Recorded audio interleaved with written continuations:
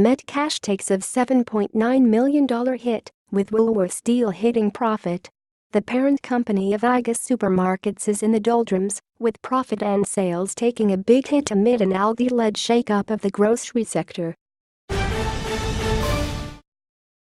Wholesale grocery and produce distributor Metcash has today revealed its half-year net profit had plummeted 38.6% to $75 million in the 6 months to October 31.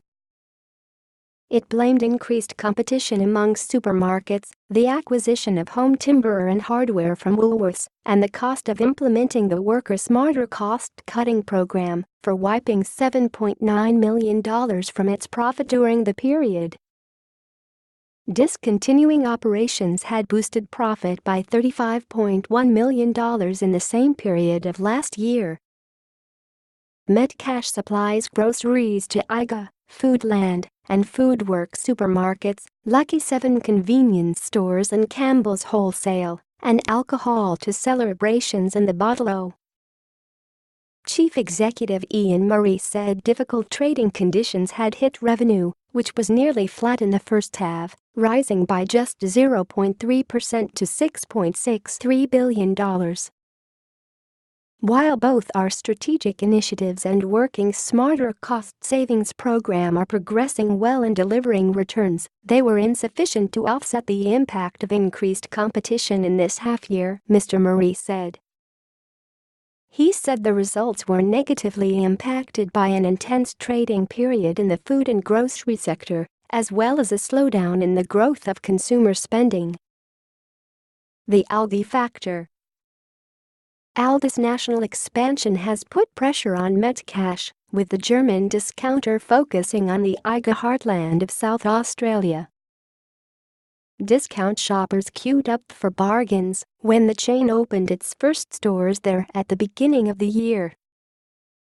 South Australia will have 18 Aldi supermarkets by the end of the year and 50 in the long term, while Western Australia will have 20. Metcash's food and grocery sales declined 1.2% to $4.49 billion, and supermarket sales dropped 1.0% to $3.7 billion.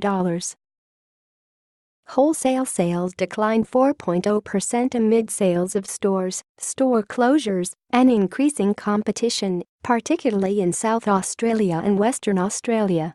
Convenience store sales also dropped by 2% to $758.5 million.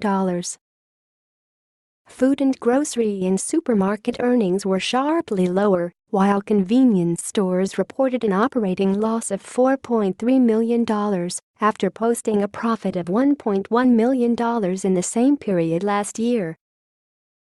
Richie's IGA goes gourmet.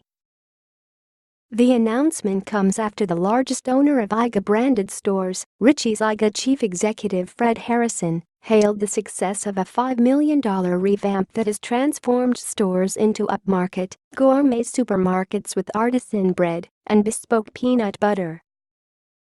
The first store to reopen in the new format had brought a 50% spike in sales with the first week of opening in the Victorian town of Dromana, Mr. Harrison told Fairfax Media earlier this month.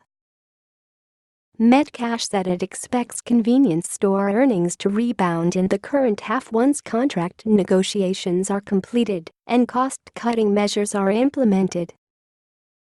We continue to see positive momentum in our liquor and hardware pillars, Mr. Murray said. Our focus remains on supporting independent retailers to ensure they are well positioned as the best store in town. Metcash did not declare an interim dividend, as previously announced. With Dana McCauley. Dana.McCauley@news.com.au